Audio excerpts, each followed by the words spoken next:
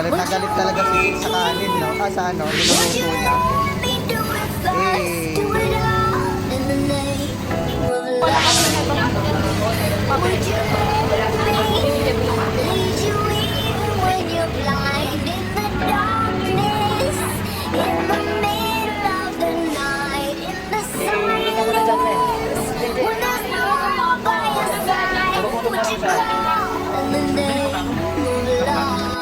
Ayan, ganito yung pagkain yan kasi ginagawa ko nilang kambing. Ayan, gaganyanin, tapos gaganyanin daw.